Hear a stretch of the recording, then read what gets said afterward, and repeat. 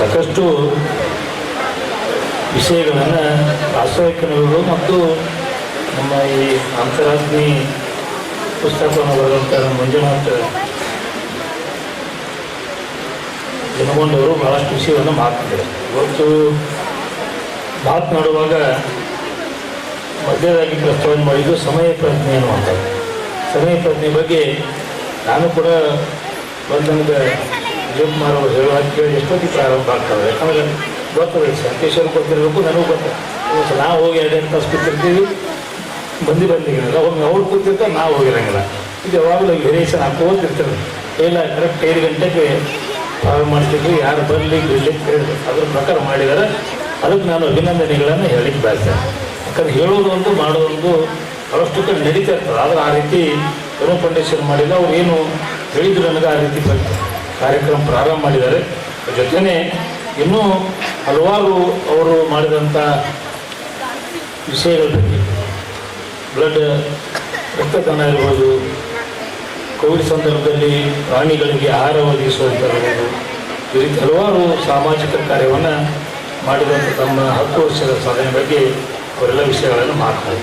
ಇವತ್ತು ತನು ಫೌಂಡೇಶನು 10 ವರ್ಷ ಇದನ್ನು ನಡೆಸ್ಕೊಂಡು ಬಂದು ಇವತ್ತು ಕೂಡ ಒಂದು ಒಳ್ಳೆಯ ಯುವಕರನ್ನು ಸಾಮಾಜಿಕ ಚಿಂತನೆಗೆ ತೊಡಗಿಸುವಂಥ ಪ್ರಯತ್ನ ಮಾಡ್ತಾರೆ. ಇವತ್ತು ಭಾಳಷ್ಟು ಭಾಷಣಗಳನ್ನು, ಮಾತುಗಳನ್ನು, ಉಪನ್ಯಾಸಗಳನ್ನು, ವಿಶ್ಲೇಷಣೆಗಳನ್ನು ನಾವೆಲ್ಲ ಕೇಳಿದ್ದೀವಿ. ಭಾಳಷ್ಟು ಜನ ಕೇಳ್ತಾರೆ. ಅದು ಎಷ್ಟು ಜನ ಅಳವಡಿಸಿಕೊಂಡಿದ್ದಾರೆ ಅನ್ನುವಂಥದ್ದು ನಾವು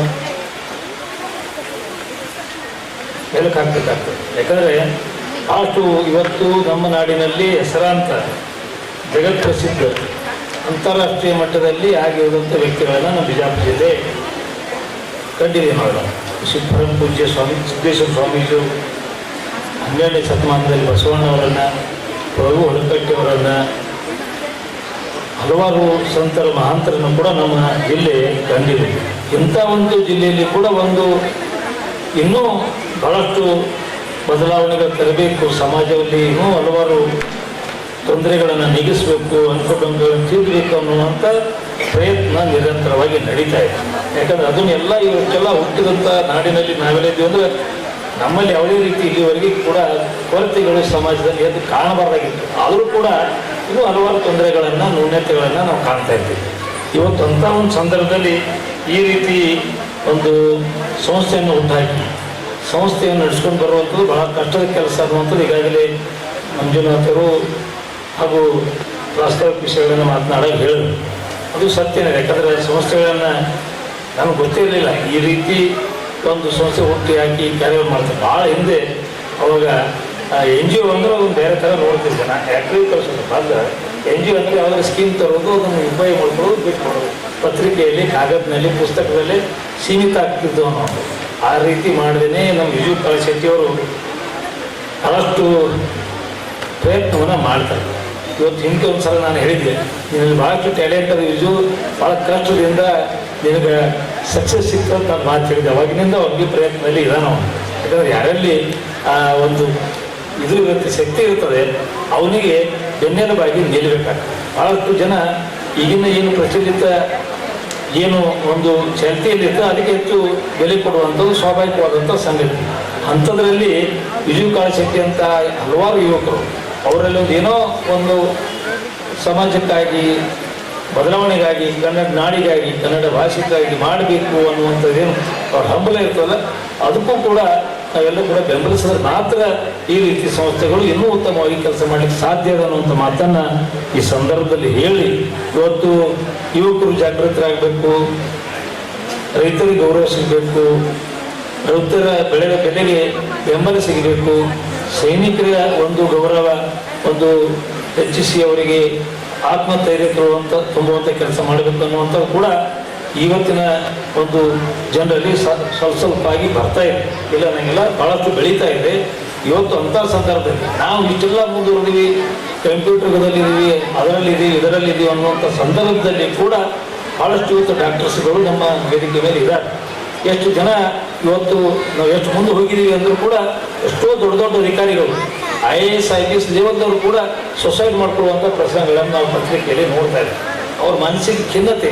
ಯಾಕಂದ್ರೆ ಒಬ್ಬ ವ್ಯಕ್ತಿ ಒಂದು ಉನ್ನತವಾದಂಥ ವ್ಯಾಸಂಗವನ್ನು ಮಾಡಿ ಅವನು ಆತ್ಮಹತ್ಯೆ ಮಾಡ್ಕೊತಾನೆ ಅಂದ್ರೆ ಇವತ್ತು ಡಿಪ್ರೆಷನ್ಸ್ಗೆ ಎಷ್ಟು ಜನ ಹೋಗ್ತಾ ಇದ್ದಾರೆ ಅನ್ನುವಂಥ ಕೂಡ ಅಭ್ಯಾಸ ಮಾಡಬೇಕಾಗ್ತದೆ. ಯಾಕಂದ್ರೆ ನಾವು ಹಿಂದೆ ರೈತ ಸಾಲ ಬಾಧಿತಾಳದೇನೆ ಆತ್ಮಹತ್ಯೆ ಮಾಡ್ಕೊಂಡ, ತೊಂದರೆ ಆಗದೆ ಏನೋ ಕೆಲವೊಬ್ಬರು ಹೆಣ್ಮಕ್ಳು ಮನಸ್ಸಿಗೆ ಇದರಲ್ಲಿ ತೊಂದರೆ ಆಗಿ ಅವ್ರು ಆತ್ಮಹತ್ಯೆ ಮಾಡ್ಕೊಂತಾರೆ. ಈಗ ಪತ್ರಿಕೆಯಲ್ಲಿ ನಾವು ನೋಡಿದಾಗ ಅಂಥ ಘಟನೆಗಳಂದ್ರೆ ನಾವು ಅದು ಓದಕ್ಕೆ ಸುದ್ದಿ ಆಗಂಗಿಲ್ಲ. ಮಕ್ಕಳನ್ನು ಕೊಂದು ತಾಯಿ ಆತ್ಮಹತ್ಯೆ ಮಾಡ್ಕೊಂಡು ಗಂಡಾಗ ಹೆಂಡತಿನ ಹೊಡೆದು, ಹೆಂಡತಿ ಗಂಡ ಹೊಡೆದ, ಮಕ್ಕಳಿಗೆ ವಿಷ ಹಾಕಿದ್ರು, ಮಕ್ಕಳಿಗೆ ವಿಷ ಕೊಡು ತಾವು ವಿಷ ಹಾಕೊಂಡ್ರು. ಅಂದರೆ ಇಷ್ಟೆಲ್ಲ ನಾವು ಬಹಳಷ್ಟು ಜಾಗೃತರಾಗಿದ್ದೀವಿ, ಮುಂದೆ ಹೋಗಿದ್ದೀವಿ ಅಂದರೂ ಕೂಡ ಇಷ್ಟು ತೊಂದರೆ ಜನರಲ್ಲಿ ಐತಿ, ಖಿನ್ನತೆ ಐತಿ. ಅವರಲ್ಲಿ ಆ ಖಿನ್ನತೆ ಒಳಗಂಥ ಜನರಿಗೆ ಧೈರ್ಯ ಆಗ್ತಾ ಇಲ್ಲ ಬದುಕಲಿಕ್ಕೆ ಅನ್ನುವಂಥ ನೋಡಿದ್ರೆ ಇನ್ನೂ ಬಹಳಷ್ಟು ಮಂದಿ ಇವತ್ತು ನಾವು ಸುಧಾರಣೆ ಕ್ರಮವನ್ನು ಜನರಲ್ಲಿ ಭಾವನೆಗಳಿಗೆ ಶಕ್ತಿ ತುಂಬುವಂಥ ಕೆಲಸವನ್ನು ಮಾಡಬೇಕಾಗಿದೆ ಅನ್ನೋಂಥ ಮಾತನ್ನು ಕೂಡ ಈ ಸಂದರ್ಭದಲ್ಲಿ ಹೇಳಿಕ್ಕೆ ಬಯಸ್ತಾರೆ. ಯಾಕಂದರೆ ನಾವು ಆ ಒಂದು ಏನು ಡಿಪ್ರೆಷನ್ಗೆ ಇವತ್ತು ಹೋಗುವಂಥ ಪ್ರಸಂಗವನ್ನು ನೋಡಿದ್ರೆ ಯಾವ ವ್ಯಕ್ತಿಗಳು ಹೋಗ್ತಾರೆ ತಿಳುವಳಿಕೆ ಇಲ್ಲದವರು, ಸಾಲಿಕೆ ಇಲ್ಲದವರು, ಅವ್ರಿಗೇನು ಮುಂದೆ ದಾರಿ ಕಾಣಲಾರದವರು ಇವತ್ತು ಅನಿವಾರ್ಯವಾಗಿ ಆ ಒಂದು ಕ್ರಮ ಆಗ್ತಿತ್ತು ಅಂತ ನಾವು ಕೇಳಿ.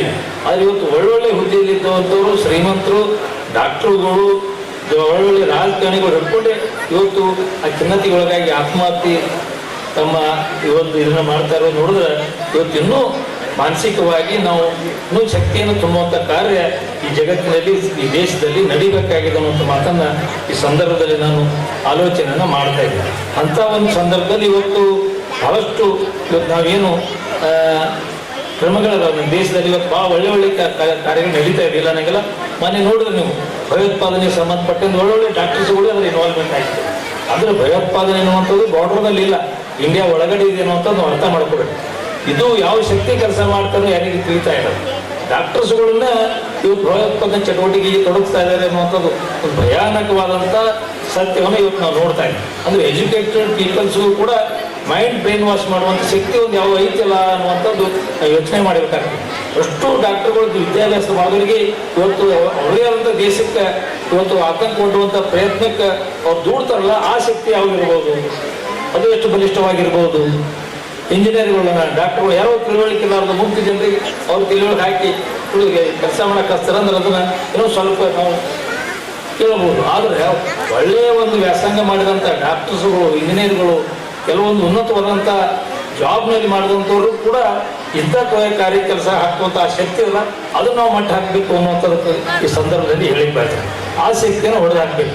ಅಂಥ ಶಕ್ತಿ ಇವತ್ತು ಇನ್ನೂ ಹೆಚ್ಚಿಗೆ ಕೆಲಸ ಮಾಡಿದ್ರೆ ಇನ್ನೂ ಕೂಡ ಆತಂಕಕಾರಿಯಾದಂಥ ಬೆಳವಣಿಗೆ ಬರುವಂಥ ದಿನಮಾನಗಳಲ್ಲಿ ಭಾರತ ದೇಶ ನಡೀತದೆ. ಆ ಶಕ್ತಿಗಳು ಇವತ್ತು ನಾವು ಮಟ್ಟ ಹಾಕುವಂಥ ಕಾರ್ಯ ಇವತ್ತು ಸರ್ಕಾರ ಇವತ್ತೆಲ್ಲ ಅಧಿಕಾರಿಗಳು ಮಾಡ್ತಾರೆ. ಆದ್ರೆ ಆ ಕಾರ್ಯ ಕೂಡ ನಮ್ಮಲ್ಲಿ ಕೂಡ ನಾವು ಚರ್ಚೆ ಮಾಡುವಂಥದ್ದು, ನಮ್ಮಲ್ಲಿ ಕೂಡ ಕಾರ್ಯಕ್ರಮ ಮುಖಾಂತರ ದೇಶಭಕ್ತಿ ತುಂಬುವಂಥದ್ದು. ಎಷ್ಟೇ ಇವತ್ತು ನಾವು ಶತ್ರುಗಳು ಆ ನಮ್ಮ ಪ್ರಜೆಗಳ ಮೇಲೆ, ನಮ್ಮ ವ್ಯಕ್ತಿಗಳ ಮೇಲೆ, ನಮ್ಮ ಬಂಧುಗಳ ಮೇಲೆ ಅವರಿಗೆ ತಲೆ ತುಂಬೋದು ಕೂಡ ಹೋಗಬಾರದು. ಆ ರೀತಿ ಇವತ್ತು ಮಾನಸಿಕ ಒಂದು ದೃಢತೆಯನ್ನು ನಮ್ಮ ಜನರಿಗೆ ತರುವಂಥ ಪ್ರಯತ್ನವನ್ನು ಮಾಡಬೇಕಾದ್ರೆ ಒಳ್ಳೊಳ್ಳೆ ಪುಸ್ತಕಗಳನ್ನು ಇವತ್ತು ಓದಬೇಕು ಅನ್ನೋದು ಈಗಾಗಲೇ ಸರ್ ಹೇಳಿದರು. ಆ ರೀತಿ ಪುಸ್ತಕಗಳನ್ನು ಎಷ್ಟು ಜನ ಓದ್ತಾರೋ ಗೊತ್ತಿಲ್ಲ. ಯಾಕೆ ಮೊಬೈಲ್ ಮಾತ್ರ ಓದ್ತಾರೆ, ಮೊಬೈಲ್ದಾಗೆ ಬಿಡಬೇಕು. ನೀವು ಏನು ಮೊಬೈಲ್ದಾಗ ಬಿಟ್ಟರೆ ಅದರಾಗ ಯೂಟ್ಯೂಬ್ನಾಗೆ ಸ್ವಲ್ಪ ನೋಡಿ ತಿಳ್ಕೊಳ್ಳೋದು ಆಗ್ಬೋದು. ಯಾಕಂದ್ರೆ ನಾನು ಮೊನ್ನೆ ಬೆಳಗ್ಗೆ ಸ್ವಲ್ಪ ಈ ರೋಡಿಗೆ ಹೋಗಂಗಿಲ್ಲ, ಸಂತೇಶ್ ನಿಮ್ಮ ರೋಡಿಗೆ ಈ ಕಡೆ ಹೋಗ್ತಿರ್ತೀನಿ. ಯಾವಾಗಲೂ ಕಾಲೇಜ್ ರೋಡಿಗೆ ಹೋಗುವಂಥ ಪ್ರಸಂಗ ಬಂದು 6:30 ಸುಮಾರು ಹೊಂಟಿದೆ. ಹೊಂಟೆ ಒಂದು 15 ಮಂದಿ, 13 ಮಂದಿ ಎಣಿಸ್ದಂಗೆ ಹೊಂಟಿ ನೋಡ್ಕೋತ ಹೊಂಟಿದ್ದು ವಿದ್ಯಾರ್ಥಿಗಳು. ಒಬ್ರದ್ದು ತೆರಿ ಮ್ಯಾಗಿರಲಿಲ್ಲ, ಎಲ್ಲರೂ ತೆರಿಗೆ ಹೊಂಟಿದೆ. ಎಲ್ಲ ಅನ್ಕೋತಾರೆ ಎಲ್ಲರೂ ತಿಳಿ ಅಂತ. ನಾನು ಈಗ ಡ್ರೈವರ್ ಸೈಡ್ ಬಿಡ್ತಿದ್ದೆ, ಈಗ ನಾನೇ ಡ್ರೈವಿಂಗ್ ಮಾಡತ್ತಿದ್ದೆ. ಮುಂದೆ ಸ್ವಲ್ಪ ಏನೋ ಎಮರ್ಜೆನ್ಸಿ ಹೊಂಟಿದೆ. ಅದು ಎಣಿಸ್ತೀವಿ 1 2 3 4 ಅಷ್ಟಾಗಿ ಒಬ್ಬರು ಅಷ್ಟೇ ಈ ಕಡೆ ಬಿಟ್ಟಿವಿ. ಎಲ್ಲರೂ ಮೊಬೈಲ್ ಕೆಳಗೆ ನೋಡ್ಕೊತ ಹೊಂಟಿದ್ವಿ. ಅಂದ್ರೆ ಎಷ್ಟು ನಾವು ಒಂದು ಅದ್ರ ಬಿಜಿ ಆಗಿಬಿಟ್ವಿ. ತಪ್ಪು ಒಳ್ಳೆಯದು ಕೆಟ್ಟದ್ದು ಅದು ವಿಶ್ಲೇಷಣೆ ನಾನು ಈಗ ಮಾಡೋಕ್ಕೆ ಹೋಗಿಲ್ಲ. ಮೊಬೈಲ್ ಬಳಕೆ ತಪ್ಪು ಅಥವಾ ಒಳ್ಳೆಯದು ಅನ್ನೋದು ವಿಶ್ಲೇಷಣೆ ಮಾಡೋಕ್ಕೆ ಹೋಗಿಲ್ಲ.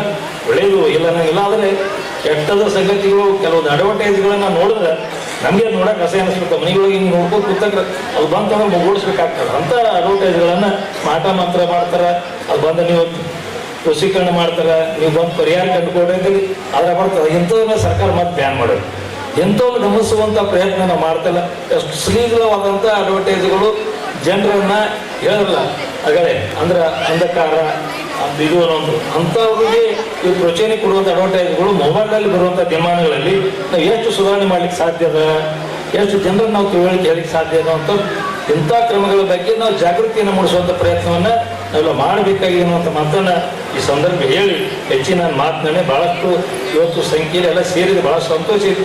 ನಾನು ಶೆಟ್ಟಿ ಹಾಗೂ ಅವರೆಲ್ಲ ಸ್ನೇಹಿತರ ಒಂದು ಶ್ರಮ ಭಾಳಷ್ಟು ತೊಂದರೆಯಿಂದ ಅವರು ಕಾರ್ಯಕ್ರಮಗಳನ್ನು ಆಯೋಜನೆ ಮಾಡಬೇಕಂದ್ರೆ ತಿಂಗಳಾಗಟ್ಟಲೆ ತಯಾರು ಮಾಡಬೇಕು. ತೊಂದರೆ ಅಂದರೆ ತಿಂಗಳಾಗಟ್ಟಲೆ ತಯಾರು ಮಾಡಿ ಯಾರಿಗೆ ಎಷ್ಟು ಹೇಳಬೇಕು, ಯಾರನ್ನ ಕರಿಬೇಕು, ಯಾರು ಸನ್ಮಾನ ಮಾಡಬೇಕು, ಎಷ್ಟೆಷ್ಟು ಮಂದಿ ಇದು ಮಾಡಬೇಕು, ಇವೆಲ್ಲ ಕೂಡ ಚಿಂತನೆಯನ್ನು ಅವ್ರು ಮಾಡ್ತಾ ಬರ್ತಿರ್ತಾರೆ.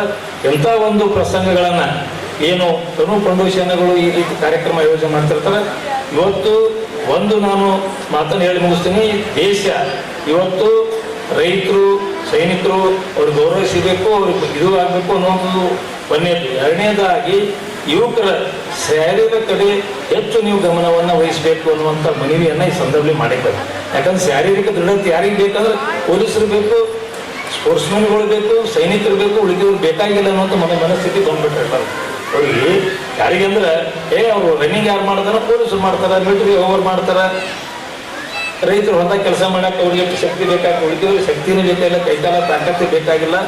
ಇದು ಮನಸ್ಸಿನಲ್ಲಿ ಯುವಕರಲ್ಲಿ ಬರ್ತಾ ಇದೆ. ಎಲ್ಲರೂ ಅರ್ಥ ಮಾಡ್ಕೊಳ್ಳೋದು, ಪ್ರತಿಯೊಬ್ಬರು ಕೂಡ ಶಾರೀರಿಕವಾಗಿ ಸಂಪನ್ನರಾಗಬೇಕು, ಶಾರೀರಿಕವಾಗಿ ಶಕ್ತಿವಂತರಾಗಿ ಅವ್ರ ಶರೀರವನ್ನು ಇಟ್ಟುಕೊಳ್ಳುವಂಥ ಪ್ರಯತ್ನ ಮಾಡಬೇಕು. ಎಲ್ಲ ಇವತ್ತು ಆ ವಿಷಯ ಬಗ್ಗೆ ಹೆಚ್ಚು ಇವತ್ತು ಒತ್ತು ಕೊಡುವಂಥ ಕೆಲಸವನ್ನು ಮಾಡಬೇಕು. ಇವತ್ತು ಯಾರು ನಾವು ಶಾಲೆಗೆ ಕಳಿಸ್ತೀವಿ ಅಂದ್ರೆ ಮುಂಜಾನೆ 7ರಿಂದ 8 ತನಕ ಯಾವ ಶಾಲೆ ಆಗಲ್ಲ ಆ ಶಾಲೆಗೆ ಅಡ್ಮಿಷನ್ ಮಾಡಬೇಕು. ಮುಂಜಾನೆ 7ರಿಂದ 8 ನನಗೆ ಬೇಡ ಅನ್ನಂಗಿಲ್ಲ. ಆದ್ರೆ ಅವ್ರ ಶಾಲೆಗೆ ತೊಂದರೆ ಎಷ್ಟಾಗ್ತದೆ, ಒಂದು ಪರಿಸ್ಥಿತಿ ಏನಾಗ್ತದೆ. ದೊಡ್ಡವರು ಆಲ್ಕೂಲೆ 20 ವರ್ಷ 18 ವರ್ಷಗಳಲ್ಲಿ ಅವ್ರ ಶರೀರ ಯಾವ ರೀತಿ ಬೆಳೆಯುತ್ತೆ.